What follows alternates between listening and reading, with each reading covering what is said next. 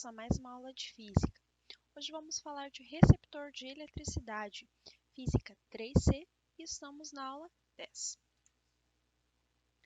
Nós temos dois tipos de receptores, o receptor reversível e o receptor irreversível.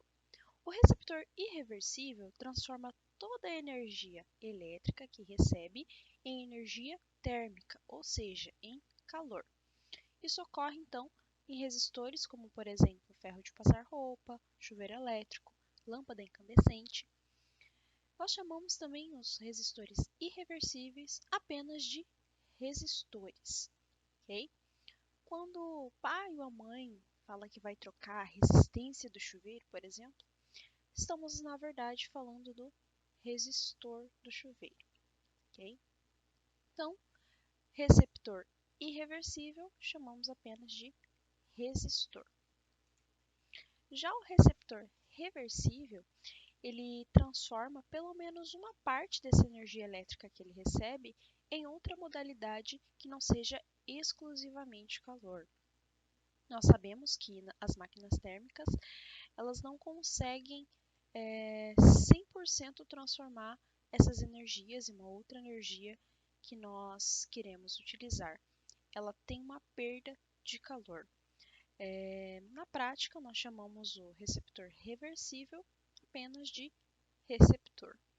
Nós temos os exemplos como o motor elétrico, que transforma energia elétrica em mecânica, a bateria sendo carregada, transforma energia elétrica em química, e a lâmpada fluorescente, que transforma parte dessa energia elétrica que ela recebe em energia luminosa. Lembrando novamente, apesar dessa transformação em outras energias, sempre há a dissipação de calor. O receptor ele só funciona se ligado a um gerador. Esse gerador ele fornece ao meu receptor uma diferença de potencial e este aproveita uma parte dela que nós chamamos de força contra-eletromotriz. Então, no gerador nós tínhamos a força eletromotriz e aqui no receptor nós temos a força contra-eletromotriz. Isso ocorre devido à resistência interna, que dissipa parte da energia que está sendo transformada pelo receptor. O gerador e o receptor, eles possuem o mesmo símbolo, mas a diferença deles está na corrente, no sentido da corrente elétrica. O gerador, ele eleva a corrente elétrica do menor para o maior potencial. Já o receptor, ele recebe essa corrente elétrica, retira energia e devolve a corrente para um menor potencial. Na equação que nós vimos na aula passada do gerador, nós vimos que U era igual a E menos R vezes I. Já que na equação do receptor, nós temos que U é igual a E mais RI. Então, temos essa pequena diferença. Tá? Vamos voltar novamente à aula passada. O gerador, nós tínhamos essa equação negativa e o E representava a força eletromotriz. No caso da equação do receptor, além de ser positivo, essa soma, esse E está representando a força contra-eletromotriz. Tá? Assim como o gerador, o receptor ele tem potências total, útil e dissipada. Tá? A potência total de um receptor é a potência que o receptor recebe do gerador. Ela é dada pela seguinte equação: potência total é igual a U vezes I. Já a potência útil é aquela que será aproveitada pelo receptor, ou seja, a parcela da potência total que não será dissipada internamente sob forma de calor. Então, a nossa equação seria potência útil igual a E vezes I. Notem, essas equações elas são muito parecidas com a equação do gerador. Entretanto, na equação do gerador, nós temos a diferença de troca entre o meu U e E. Na potência total, para um gerador, nós temos E vezes I. Já no receptor, é U vezes I. Na potência útil de um gerador, nós temos U vezes I. Já em um receptor, nós temos E vezes I. A potência dissipada, então, é aquela que será transformada internamente sob forma de calor devido a essa resistência. Então, potência dissipada é R vezes I ao quadrado. Notem que a potência total do meu sistema é igual à potência útil mais a potência dissipada. O rendimento do meu receptor ele é parecido com o rendimento de um gerador. É a razão da potência útil sobre a potência total do meu sistema.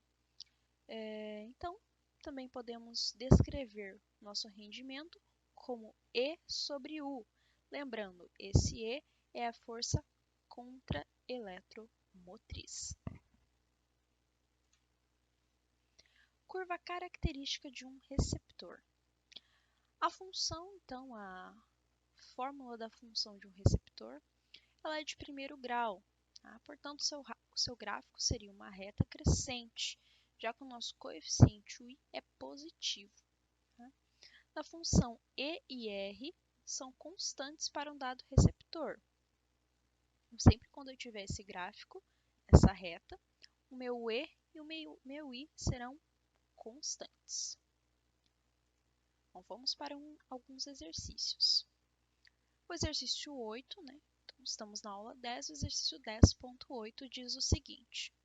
O motor fornece uma potência mecânica de 850 vezes 10 na elevado a 2 watts, com eficiência de 85% quando atravessado por uma corrente elétrica de 10 amperes.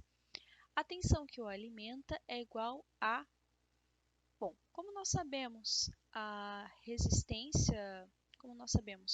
potência desse meu motor e sabemos a eficiência, através do rendimento nós conseguimos encontrar então a potência do meu sistema, tá? Então eu tenho que rendimento é igual a potência útil sobre potência total. Nós sabemos que o rendimento gera 85%, então 0,85, e a minha potência útil é de 850 watts. Logo, a minha potência total do sistema será igual a 1000 watts. Como nós sabemos que potência é igual a U vezes I, apenas vamos colocar os valores na equação, sabendo que a potência é 1000 watts e a minha corrente é 10 amperes. Nós temos, então, que a minha DDP é de 100 watts. Um outro exercício, exercício 11, então 10.11, diz o seguinte. A curva característica de um motor elétrico é mostrado no gráfico a seguir. A força contra-eletromotriz e a resistência interna desse motor são, respectivamente. Então, vamos primeiramente analisar esse nosso gráfico. Nós temos um gráfico de U vezes I, certo?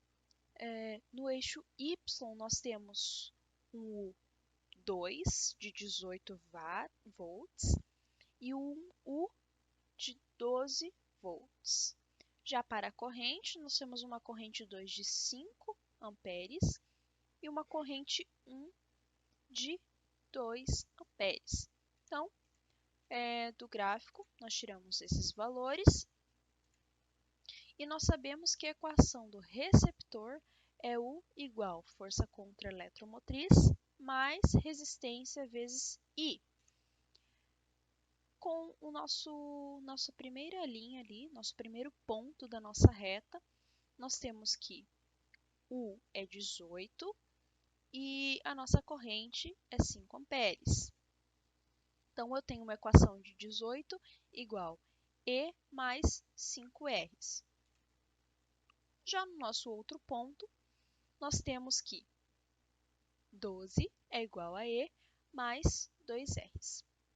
Nesse segundo ponto, eu vou isolar a minha força eletromotriz. Lembrando, a força eletromotriz, tanto para o primeiro ponto quanto para o segundo, será a mesma. Então, vou isolar, eu tenho que força contra-eletromotriz é igual a 12 menos 2Rs. Eu vou substituir esse E na equação 1, na equação do 18 volts. Então, eu tenho que 18 é igual a 12 menos 2Rs mais 5R. Eu tenho 18 menos 12 igual a 3Rs. Eu tenho um valor de resistência de 2 ohms, ok? Como eu tenho a resistência de 2 ohms, para encontrar a força contra a eletromotriz, fica fácil, é só substituir na equação. Então, eu tenho 18 é igual a força contra a eletromotriz mais 5R, substituindo o R, que é igual a 2, eu tenho 18 igual a E mais 5 vezes 2. Né? A minha força contra a eletromotriz, então, será no valor de 18 menos 10. Logo, a minha força contra a eletromotriz tem um valor de 8 volts. Bom, por hoje é só. Espero que vocês tenham gostado. Qualquer dúvida, me procurem no plantão virtual. Até mais!